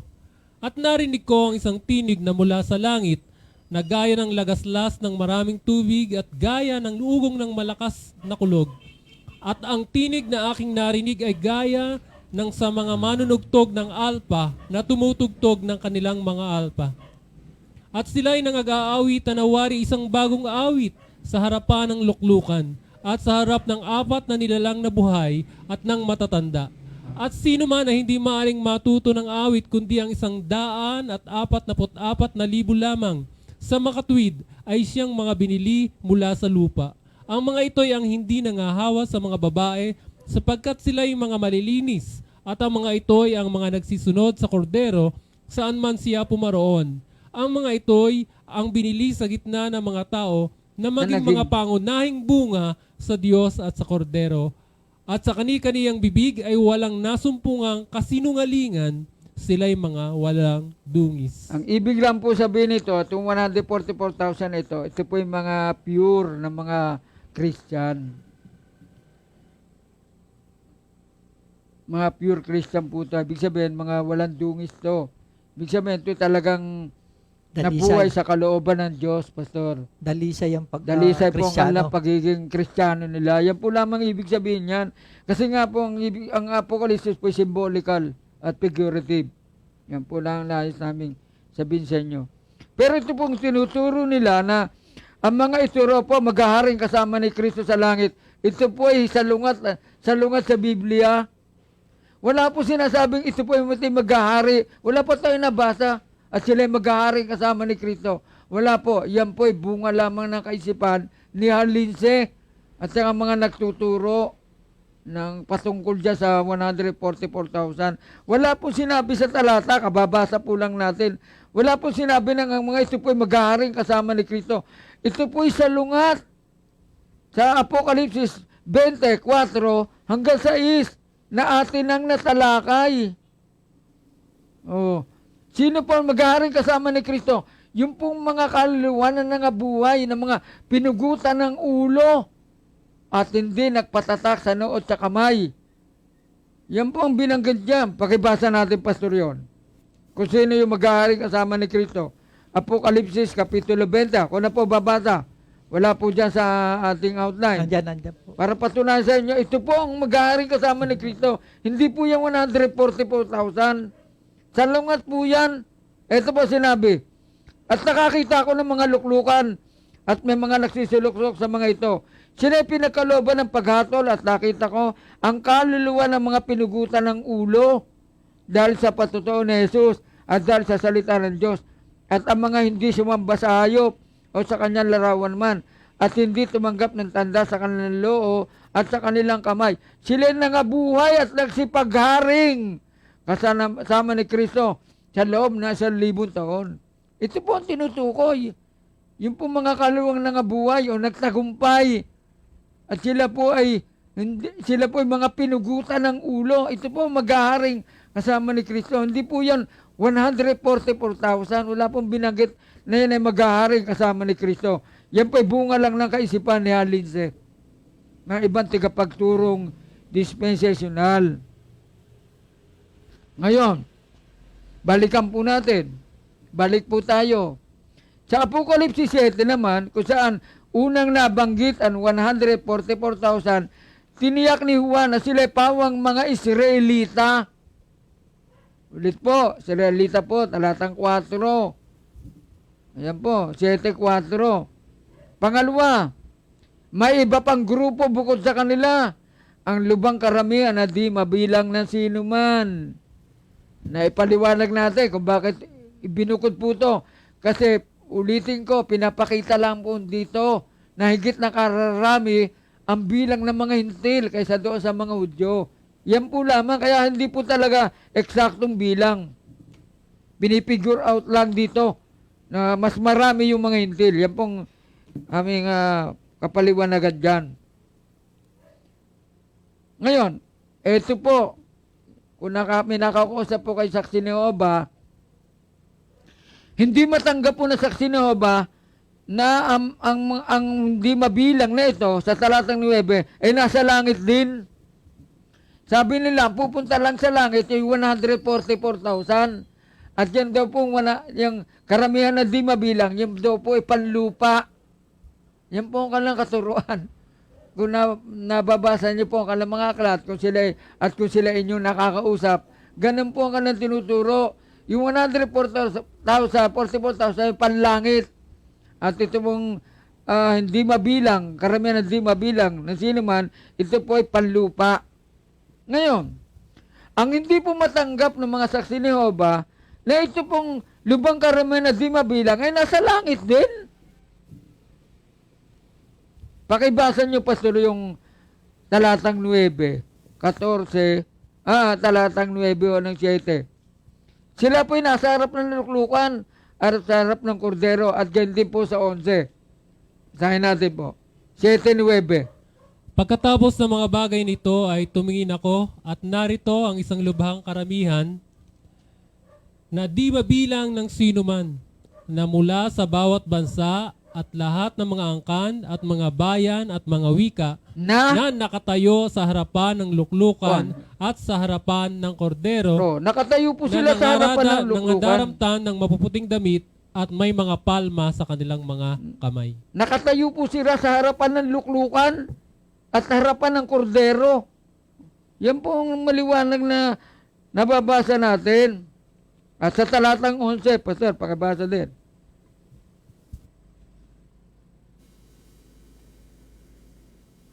At ang lahat ng mga anghel ay nangakatayo sa palibot ng luklukan at ng matatanda at ng 4 na nilalang na buhay at sila'y nangagpatira pa sa harapan ng luklukan at nangagsisamba. At nangagsisamba sa Diyos. Hindi na ituloy. Ibig sabihin, nasa harapan ng luklukan, pati mga anghel, sa langit po ito. Ito pong lubang karamihan na ito, nasa langit din. Pero, sinasabi ng mga Saksi ni Jehovah, ito ay panlupa. Ngayon, para lubos po natin maunawaan, kailangan po natin ang salitang orihinal. Ang salitang Griego po ng harapan, nasa harapan ng luklukan, ang salita pong harapan, before sa English, ay enopion. Enopion. Meaning, in physical presence of God's throne. Tingnan niyo po sa inyong concordance. Sa inyong yung, diba, Pastor yun? Sa Greek New Testament. Tingnan niyo sa talatang ito. At yung pong harapan, o before sa English, ay enopion. O enopion. Meaning, in physical presence of God's throne. Sa mga tuwid, ito pong lubang karamihan na ito, nasa harapan po ng luklukan. Ngayon, ito po mga halimbawa na kung saan ang salitang enopion ay ginamit. Sa 5.8 po, Pastor, pakabasa natin. 5.8 ng Apokalipsis. At pagkakuha niya ng aklat, ang 4 na nilalang nabuhay at ang 24 na matatanda ay nangagpatira pa sa harapan ng kordero. Nang bawat isa'y may alpa at mga mangkok na ginto na puno ng kamangyan, na siyang mga panalangin ng mga banal. Ito pong harapan ng kordero, ito po sa langit po ito eh. Enopion po ginamit. Ang ginamit po ay enopion. Ang Panginoon sa Kristo po, nandun po siya sa harapan ng Ama. May nakalukluk po doon sa luklukan ng Ama na andun ang Panginoon sa Kristo nakatayo sa harapan ng luklukan ng Diyos. Ang ginamit po salita ay enopion. Ngayon pa, ang 2 talata, Apokalipsis 7:11. Basa po natin, Pastor, nabasa natin kanina. At ang lahat ng mga anghel ay nangakatayo sa palibot ng luklukan at ng matatanda at ng 4 na nilalang na buhay. At sila'y nangagpatira pa sa harapan ng luklukan at nangagsisamba sa Diyos. Ang ginamit po salita dito, enopion.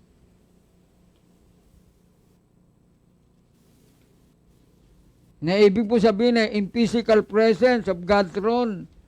na andun po sa harapan ng trono ng Diyos. Ito pong multitude, yung karamihan na di mabilang. At Apokalipsis 14:3. Sahin po natin, Pastor. At sila'y nangag-aawit na nawari isang bagong awit sa harapan ng luklukan Oh. at sa harap ng 4 nilalang na buhay at ng matatanda.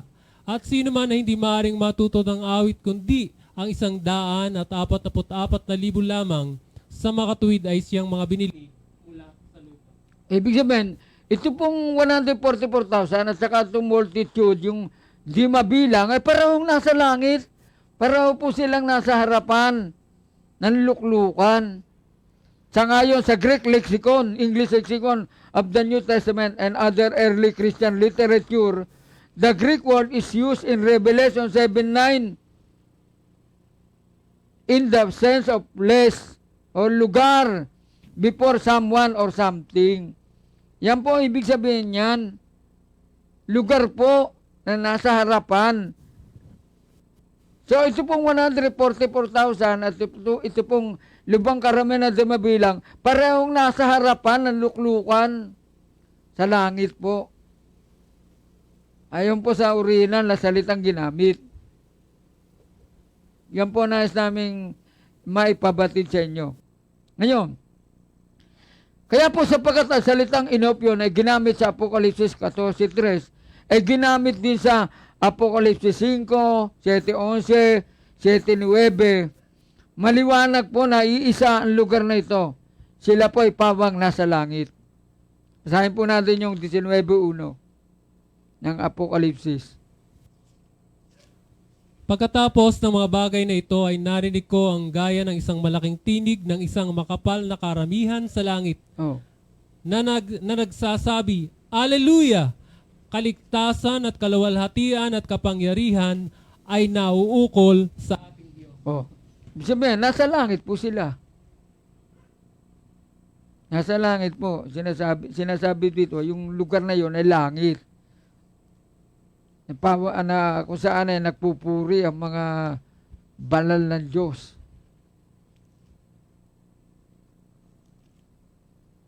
Pagkatapos ng bagay na ito, narinig ko kaya na isang malakas na tinig nilang makapal na karamihan sa langit na nagsasabi, Alleluia, kaligtasan at kaluwalhatian, kapangyarihan na uukol sa ating Diyos. Dito pong 144,000 at lubang karamihan na di mabilang, pareho po silang nasa harapan ng luklukan ng Diyos. Ngayon, ito po, tandaan po natin, ito po ang tunay na katuruan ng Biblia. Lahat po ng pananampalataya ay patungo po sa presensya ng Diyos. Unang 1:5:1. Basahin po natin, Pastor. Unang 1:5:1. Ang sino mang nananampalataya na si Jesus ay siyang Kristo ay ipinanganak ng Diyos. At ang bawat umiibig sa nanganak ay umiibig din naman sa ipinanganak niyaon. Ang sino mang nananampalataya na si Jesus ay isang Kristo, pinanganak ng Diyos. At ang bawat umiibig sa nanganak, umiibig din naman sa pinanganak niyon. Lahat po naman nananampalataya, patutungo sa Diyos. Wala pong hiwalay. Lahat po. At dito sa Hebreo 3:1, pakibasa natin. Sir. Kaya, mga banal na kapatid, mga may bahagi sa pagtawag sa ng kalangitan, inyong isipin ang apostol at dakilang saserdote na ating kinikilala si Jesus. Yun. Kaya nga mga banal na kapatid, mga may bahagi sa pagtawag ng kalangitan. So lahat ng mga Kristiyano, ay sa kalangitan ang pagkatawag sa atin. Sa kalangitan po lahat pupunta. Wala pong distinction na yung iba hindi doon pupunta. At ito po ang sabi ng Panginoon sa kahulihang talata po. Nung sinabi niya, siya po ay magpaalam sa kanyang mga alagad. Huwag magalimahanan ng inyong puso. Magsisampalataya kayo sa Diyos. Magsisampalataya din naman kayo sa akin. Sa bahay ng aking ama maraming tahanan. Kundi gayon ay sinabi ko sana sa inyo. Ako'y paparoon upang ipaganda ko kayo ng dakong kalalagyan. At kung ako'y makaparoon at may paganda ko kayo ng dakong kalalagyan, ako'y muling paparito upang kayo kuhanin ko sa akin sarili, upang kung saan ako naroroon, kayo naman ay dumuon. Kung saan ang Panginoon naroroon, doon din po lahat ng mananampalataya. Wala pong pagkakabukod. Nagsasabi po lamang niya na kapag may pagkakabukod, ito nga po mga saksi ni Jehovah, na hindi naman po nakasulat sa Biblia kaya sinasabi. Ulitin po namin, yung pong 144,000 at yung pong lubang karamihan na di mabilang, pare-pareho po silang nasa langit. At yun naman pag-iral po, hindi maaaring saksi ni Jehovah po yung mga 144,000 sapagkat yun ay pangunahing bunga. Yun po yung mga naligtas na noong first century. Sila naman ay lumitaw lamang, Pastor, noong 18th century. Oo. Ano kinalaman nila doon? Ay naliwanag na po natin, Pastor. Nga itong 144,000, yung mga unang bunga pa noong first century. Ano naman kinalaman nito sa saksi ni Jehovah? Sila lumitaw ng 18th century sa pangunguna ni Russell, Charles Russell. Oh. Kaya po mga kapatid na nakipag-aralan at kasamang ilang pastor natin kasama, nawa ilang mga puntos na ito binagi namin sa inyo, makatulong sa inyo. Upang kung sino man nagsasabi niya na future pa, yan ay napakalaking pagkakamali. Hindi po mangyayari yan na sinasabi lang yan magaganap sa huling 7 taon. Wala pong 7 taon ang kapigatian. Sapagkat pagdating mo ng Panginoon sa Kristo, katapusan na. Wala po susunod na ibang araw pa. Yan po natalakay na natin nakarang pagkakataon. Kaya po yung itinuturo na halinsena, yan ay lilitaw pagkatapos ng huling 7 taon. Yan po hindi mangyayari. Yan po ay bunga lang ng kanyang kaisipan. Hindi po yan nakasulat sa Biblia. Pagdating po ng Panginoon ay the end na. Katapusan na pa, papasok na pa tayo sa eternity. Wala pong 7 taong kapigatian. At wala din pong mga Hudyo na maliligtas pagkatapos ng ikalawang pagparito. Wala na pong Hudyong maliligtas pa o hintil pa. Sir, kaya yung mga katurunan na napakalayo po sa katotohanan. Hindi po dapat yan tanggapin, kundi atin po yang tanggihan. O, sa ibang salita, takwil po natin yung mga ganyang katuruan. Ganyan na lang po namin ang aming maibabahagi, Pastor. Meron pa ba kayong may daragdag? Okay, purihin po ang Panginoon at siguro naintindihan na ho natin ngayon kung ano yung ibig sabihin ng 144,000. Kasi bilang pag ano lang, no, ang pinaka ano po kasi ng 144,000, ikinukumpara doon sa karamihang mga naligtas, yung mga pangunahing bunga sa mga hentil. So, ibig sabihin, mas marami po yung hentil na naligtas kaysa sa mga tunay na Hudyo. So, yung bilang ho kasi, kung titignan natin, merong bawat tribo, merong 12,000. So, yung po kasing bilang na yan, meron pong significance yan sa Panginoon yung mga bilang na yan, yung 12,000. Kaya, pag minultiply mo yung 12 tribes sa 12,000, so 144,000. So, yun po yung kabuuan ng naunang mga bunga na tumanggap sa Panginoon, na nagbalik loob sa Panginoon. Kung ikukumpara dun sa karamihan ng mga hentil, hindi mo mabilang. Ay hindi naman po mabilang, sabi po dun sa ating pagtalakay. Yun lang po ang ibig sabihin ng 144,000. Pero hindi katulad ng sinasabi ng mga saksi ni Jehovah na 144,000 lang daw ang papasok sa langit, at yung iba sa lupa na.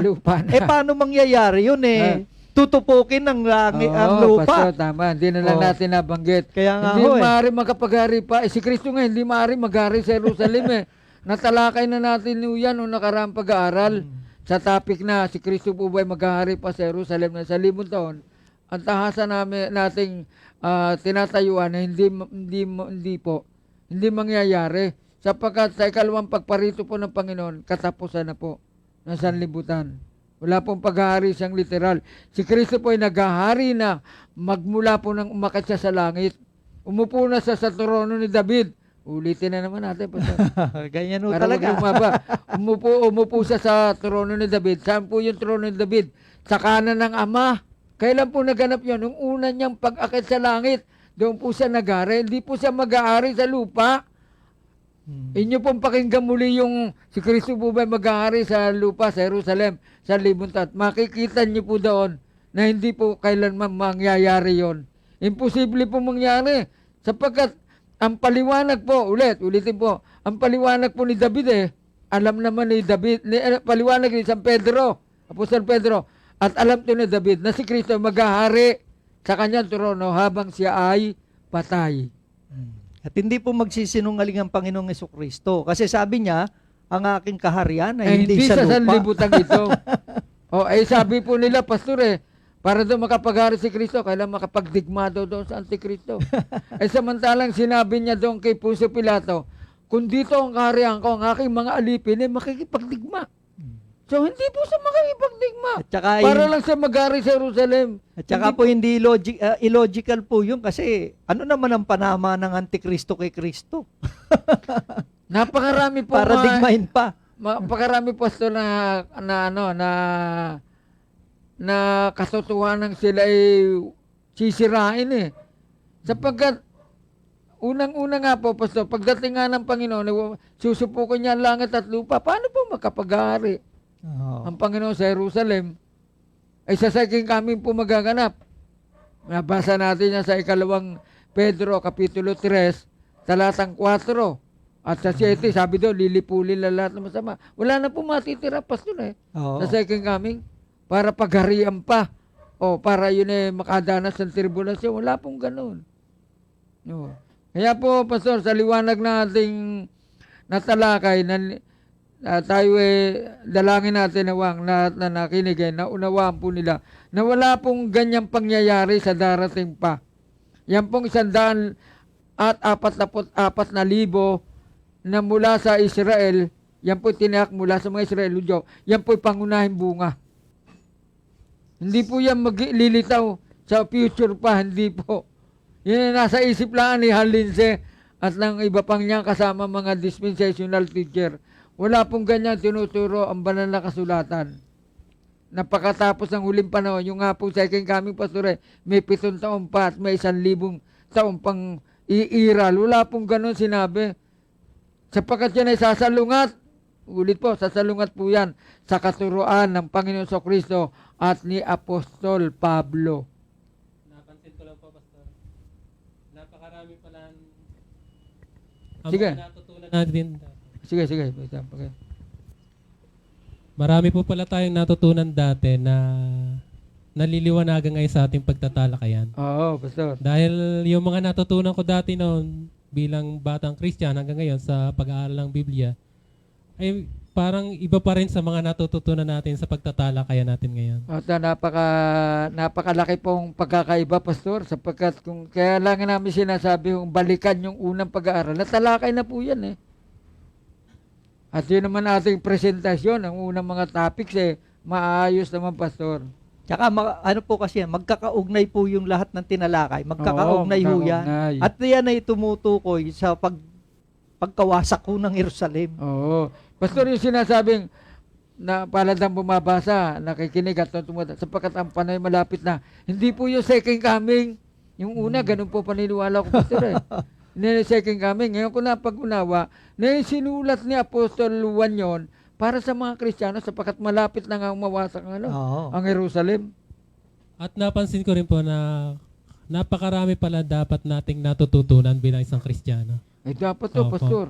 Sapagkat, so, tingin ko lang po, makaka-apekto ito sa ating pananampalataya. Yung mga doktrina na natututunan natin ngayon sa ating pagtatalakayan. Ganito ang ngayon. mangyayari. Kung ikaw, Pastor, may hangarin magturo, tuturo may mali, may pananagutan ka sa Diyos.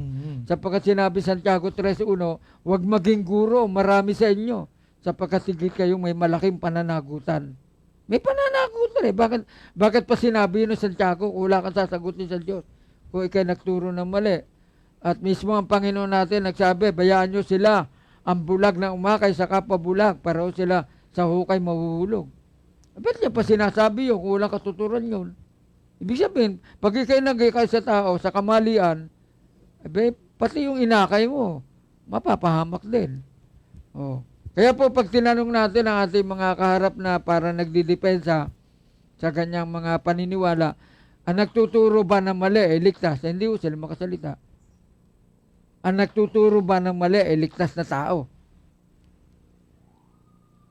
Ay samantalang sabi ni Pablo, ang aming inaaral ay hindi sa kamalian. Oh. Yan po sabi niya sa Thessalonica, hindi sa kamalian ang kanilang pangaral. At kung maaari natin mabasa yun kung mababasa natin pa sir, bagamat ngayon lang pumasok sa kaisipan natin, hindi na pasama sa outline, may ganun sinabi si Apostol Pablo. Ito po, Pastor, tingnan nyo. Unang Thessalonica 2. Pastor Abe, para sa karagdagan. Kaya nga nalalaman nyo rin, mga kapatid, na ang aming pagkapasok sa inyo ay hindi nawala ng kabuluhan. Kundi palibasay, nagsipagbata kami ng una, iniliposta gaya ng inyo nalalaman, sa Pilipos ay nangagkaroon kami ng kalakasan ng loob dahil sa ating Diyos upang salitain sa inyo ang ebanghelyo ng Diyos sa gitna ng maraming kaligaligan, sapagkat ang aming iniaaral ay hindi sa kamalian, ni sa karumihan, ni sa pagdaraya. Marami nga, Pastor, dinadaya mga kapwa na nila Kristiyano, dinadaya pa. Oo. Nililigaw sa katotohanan. Ayan po sabi ni Apostol, kundi kung paano kami mirarapat ng Diyos upang pagkatiwalaan kami ng ebanghelyo, gayon namin sinasalita. Hindi gaya na nangagbibigay lugod sa mga tao, kundi sa Diyos na masimusubok ng aming mga puso. Sapagkat hindi kami nasusumpungang nakisigamit kailanman ng mga salitang paimbabaw, gaya na nalalaman ninyo, ni balaban man ang kasakiman, saksi ang Diyos. Katulad tayo, Pastor, wala tayong nilalayon, kaya nga sinabi natin sa unang talakayan, hindi natin nilalayon tayo magyabang, na tayo magmapuri, na para baga tayo nakakaigit sa kaalaman. Wala naman sinasabi tayo Kaya nga lamang, Pastor, ang ating sinasabi sa kanila, huwag nila tayo sisinuin na sino ba yung mga yan. Yan po'y mali. Sapagkat kung sisinuin nyo yan, para na din kayo yung naging kaaway ng mga apostol. Tinahuan si Pedro. Sinino sila, Pastor Oo. Sino ba saan ba niya nagsigaling ang kaarlungan ng mga ito? Hindi naman nag-aaral ito. Pastor, kaya sinabi namin ni Pastor doon ibig sabihin, pag hindi nag-aral, hindi mo na pwede mapangarala, mapaniwalaan na sinasabi. Kung ang sinasabi naman ay salita ng Diyos. Kaya sila, Pastor, na medyo napipilan sila nang mapag-unawa nila na ito palang si Juan at si Pedro nakakasama. Pastor, nakasama pala si Jesus. Pagka, Pastor, pag nakasama mo si Jesus, napakarami mo matututunan Kaya sabi niya, babalikan ulit natin, Pastor. Magsiparito kayo sa akin, mag-aral kayo sa akin. Oo. Masusumpungan nyo ang kapangyarihan yung kaluluwa. Pastor, pag nag-aral kay Jesus ano matututunan mo? Ay sabi ng Kolosas si Kristo ang kinaroroonan. Lahat ng kaalaman, lahat ng karunungan. Si Kristo ang kinaroroonan. Basahin po natin, Pastor, para huwag sabihin na tayo nag-iimbento. Basahin po natin, Pastor. Kaya pag kay Kristo ang nag-aral, Pastor, mabigat ang kaalaman mo, Pastor. Ito, sapagkat ibig ko na inyong maalaman kung gaano kalaki ang aking pagpipilit dahil sa inyo. Colossus 2, Kapitulo 2, talatang 1. At sa na nga sa Laodicea, at sa lahat na hindi nakakakita ng mukha ko sa laman, upang mga aliw ang kanilang mga puso sa kanilang pagkakalaki sa pag-ibig, at sa lahat ng mga kayamanan ng lubos na kasiwasayan ng pagkaunawa, upang makilala nila ang hiwaga ng Diyos sa makatibagay si Kristo, na siyang, Pastor, tingnan nyo, na siyang kinatataguan ng lahat ng mga kayamanan, ng karunungan, at ng kaalaman. Ito'y sinasabi ko, upang kayo huwag madaya ng sinuman sa mga pananalitang kaakit-akit. Pastor, talaga na very enticing ang mga turo ng website. Kala mo totoo sinasabi pero pag nag-aral ka kay Kristo, hindi ka basta madadaya ng mga yan Pag nag-aral ka sa Panginoon sa Kristo, puro katotohanan ang ibabahagi mo. Hindi yung mga katang-isip lang ng tao. Na dahil lang sa magagandang ng pananita at mainam na talumpati, ay dinadaya ang puso mo na walang malay. Roma 16:18. Natalakay natin kanina. Kaya po, Sa ating mga kasama sa talakayang ito, yan po lang namin nais babahagi sa inyo. Ang 144,000 po ay hindi po sa future lilitaw. Hindi po. Pati yung hindi mabilang, karamihan na di mabilang, yan po, nga kapatid, ay nasa harapan ng Diyos. Nanluklukan ng Diyos. Sa langit din po yan. Hindi po yan separate doon sa 144,000. Yun naman sagot natin sa saksi ni Jehovah. At hindi maaari sila yan sapagkat yan ay nung unang siglo pa lumitaw na hikayat. Samantalang saksi ni Jehovah lumitaw lang nung 18th century. Ito naman si Hanlin, ang turo niya, yan daw ay lilitaw sa huling panahon. Mali po. Sapagkat yan po ay pangunahing bunga sa Diyos at sa Kordero. Yan po ay mga unang converts ng first century. Pastor. Hindi yan, duluhan. hindi po yan sa hulihan. Napakalayo sa katotohanan ka na sinasabi. So, yan lang po ang amin masasabi sa inyo mga kapatid. Nawari bagang ang sinasabi nila katotohanan, wala pong hindi po mababasa sa banal na kasulatan. Maraming Praise the salamat po sa inyo. Okay, praise the Lord po at maraming salamat po sa inyong pakikisama sa ating talakayan sa hapong ito. Nawa po ay nadagdagan ang ating kaalaman patungkol po sa mga bagay na magaganap bago po dumating ang ating Panginoong Jesucristo.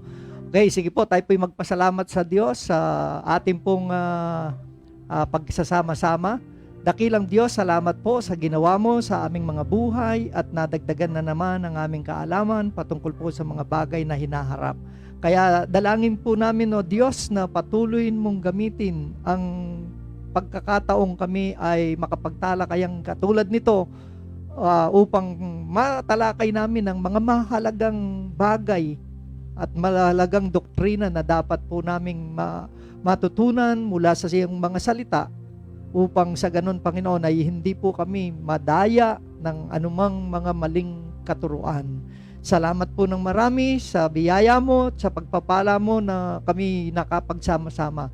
Salamat po sa buhay ng iyong lingkod na patuloy mong ginagamit upang may bahagi ang mga bagay na ito at sa iyong lingkod na patuloy na naging tagabasa po ng iyong salita, si Pastor Rabe at si Pastor Nato at ang iyong pong lingkod, O Diyos, na patuloy mo ring nagagamit sa bagay na ito. Salamat po, Diyos, Salamat maging po sa mga kamanggagawa po namin na nakikitalakayan, bagamat sila po ay nakikipag-aralan sa pamamagitan ng kanilang pananatili sa kanilang tahanan.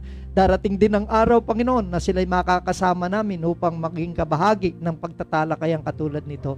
Pagpalain mo po, Panginoon, ang lahat at sa iyo po ang lahat ng karangalan, kaluwalhatian, kapurihan at ang kapangyarihan. Ito po ang aming dalangin sa pangalan po ng aming Panginoong Hesus. Amen and amen. So maraming salamat po. Minsan pa manatili po tayong ligtas at patuloy po tayong makibahagi sa mga gawain katulad nito. So to God be the glory. God bless you all po.